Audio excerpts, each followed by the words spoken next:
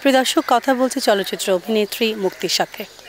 শুভেচ্ছা আপু, কেমন আছেন? আলহামদুলিল্লাহ, ভালো আছি। আপনি কেমন আছেন? অনেক ভালো আছি। আপনাকে সবসময়ের মতো সুন্দর লাগছে, যেমনটা লাগে। আপনাকে অনেক সুন্দর লাগছে। অনেক ধন্যবাদ আপু। চলচ্চিত্রের এই জায়গায় আসলে মানে একটি কথাই এখন চলছে, একটি কথা নিয়ে সবার আসলে আনাগোনা চলছে, সেটা হচ্ছে নির্বাচনের বিজয়। তো সেই জায়গা থেকে একটু ছোট করে জানবো যে আপনার বিজয় কেমন লাগছে আপনার? এই বিজয়টা মনে হচ্ছে আমার নিজেরই বিজয়, আসলে আমার নিজের বিজয়।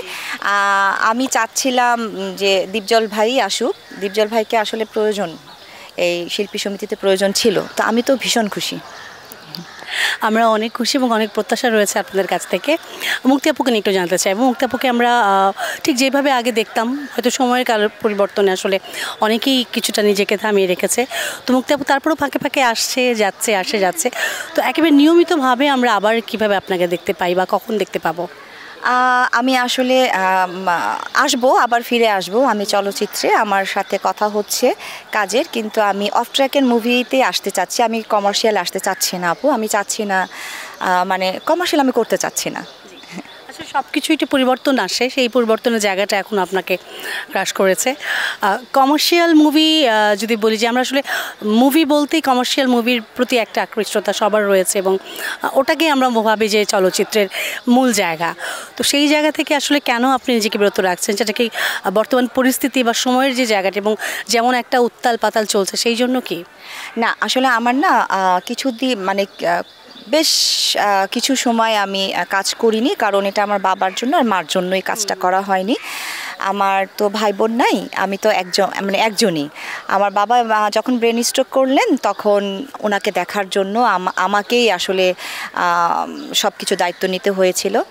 তো বাবা 5 বছর বেঁচে ছিলেন, তারপরে মারা গেলেন। বাবা মারা যাওয়ার 2.5 মাসের মধ্যে আবার মারও ব্রেন স্ট্রোক হলো। তখন তো পাশে বাবাও নাই। তো মানে সম্পূর্ণ দায়িত্বটা তো আমারই। তো এখন আমার কাছে আমার ক্যারিয়ারের চাইতে সবচাইতে বড় হচ্ছে আমার বাবা আর মা। তো ওনাদের জন্যই আসলে আমি কাজ করিনি।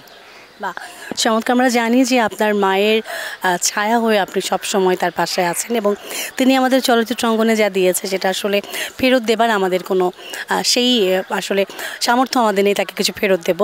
তারপর বর্তমান সময়ে তিনি কেমন আছেন, তার চলচ্চিত্রের অঙ্গনটা নিয়ে তার কোনো ভাবনা আছে কি, বা তিনি কি এখনও মনে করেন সেই সময়গুলোর কথা? হ্যাঁ, আম্মা তো মানে যখন ভোট দিতে আসবেন এ কথাটা জেনে উনি সারা রাত ঘুমায়নি।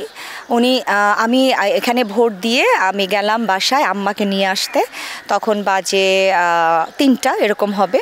তো আমি তখন ফোন দিয়ে বাসায় বললাম, আমার মেয়েকে বললাম যে তুমি তোমার নানুকে উঠাও, আস্তে আস্তে রেডি করো, আমি নিতে আসতেছি। তো ও বলতেছে যে আমি নানু তো এখনও ঘুমাইনি। তো আমি বললাম এখনও ঘুমাইনি। তো বাসায় যেয়ে আমি বললাম যে আম্মা তুমি ঘুমাও নাই কালকে থেকে এ পর্যন্ত? বলে আমি কখন যাব এফডিসিতে, ওইটা আমার ঘর বাড়ি, সবাইকে দেখবো। হ্যাঁ, আমার মানে আম্মা একদম অস্থির ছিল কখন আসবে। তার মেয়ে হয়ে একটু জানতে চাইবো, তার ছায়া তলে আর তার আদলে আপনাকে আমরা দেখতে পাই, অনেক সময় আসলে সেই জায়গাটা পাই। তারপর আপনার কি মনে হয় যে সেই উনি ঠিক যেই ছাপটা রেখে গেছে বা যেই ছাপটা ওনার এখনও আছে, প্রতিটা প্রজন্ম তাকে চেনে এবং তাকে জানে, সেই ভালোবাসার জায়গা জুড়ে আছে, আপনি তার জায়গাটা কেন সেইভাবে আঁকড়ে ধরতে পারেননি? না, আমার আঁকড়ে না ধরার কারণটা হচ্ছে যে বললাম আমার একটা বিশাল গ্যাপ গেছে। আমার কিন্তু দেশের বাইরে চলে যাওয়ার সবচেয়ে আমার মেয়ের জন্য আমাদের কিন্তু মানে কানাডাতে সব ঠিকঠাক হয়ে গিয়েছিল, কিন্তু আমি শুধুমাত্র আমার মার জন্য সব ক্যান্সেল করেছি।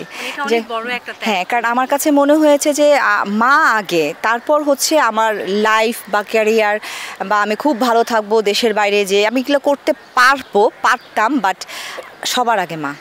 হ্যাঁ, তো আমি সব কিছু বাদ দিয়ে আমি তো এমনিতেও ছবি খুব কম করতাম। হ্যাঁ, একটু বেছে বা এইরকম। তো আল্লাহ যদি চায়, বা দর্শকরা তো আমাকে চাচ্ছে, আমাকে অনেকে লিখে পাঠায় যে আপনি কেন কাজ করেন না। যদি ভালো ছবি পাই তাহলে আমি ইনশাল্লাহ করব। সেই আক্ষেপ থেকে কিন্তু বলা যে মায়ের আদলে কেন আপনাকে পাই না, কারণ যে বড় ত্যাগটা আপনি করেছেন আপনার মায়ের জন্য, আসলে এটা অনেকে পারবে না ক্যারিয়ারের জায়গায়, এই জায়গাটায় এসে ঠিক একদম ব্রেকডাউন করা এবং তারপরে মাকে ঘিরে সব কিছু করা। তো আমার মনে হয় যে আমাদের দেশে যে সম্পদ আপনি আগলে রেখেছেন, সেজন্য আপনার কাছে আমরা কৃতজ্ঞ যে তাকে যেভাবে আপনি যত্ন করে আগলে রেখে আছেন। আপু, জানবো যে আপনি বলছিলেন যে কিছু কথাবার্তা হচ্ছে চলচ্চিত্রের, যদি একটু বলতেন যে আমরা কি প্রত্যাশা রাখতে পারি যে খুব শীঘ্রই আপনার কাজ আমরা পাচ্ছি? আম, আমার সাথে কিন্তু কথা 5টা ছবির কথা হয়েছে, তো খুব রিসেন্টলি হয়তো একটা ছবির কাজ শুরু হবে। যদি হয় ইনশাল্লাহ অবশ্যই আপনারাই তো আগে জানতে পারবেন ইনশাল্লাহ। অনেক ধন্যবাদ আপনাকে এবং আপনার ক্যারিয়ারের জন্য, আপনার মায়ের জন্য এবং পুরো চলচ্চিত্রের এই যে বিজয়ের জন্য শিল্পী সমিতির অনেক অনেক শুভকামনা রইল। আপনার জন্য অনেক শুভকামনা, এটিএনের জন্য অনেক শুভকামনা থাকলো, আর আপনাকে আবারও বলছি অনেক সুন্দর লাগছে। অনেক ধন্যবাদ।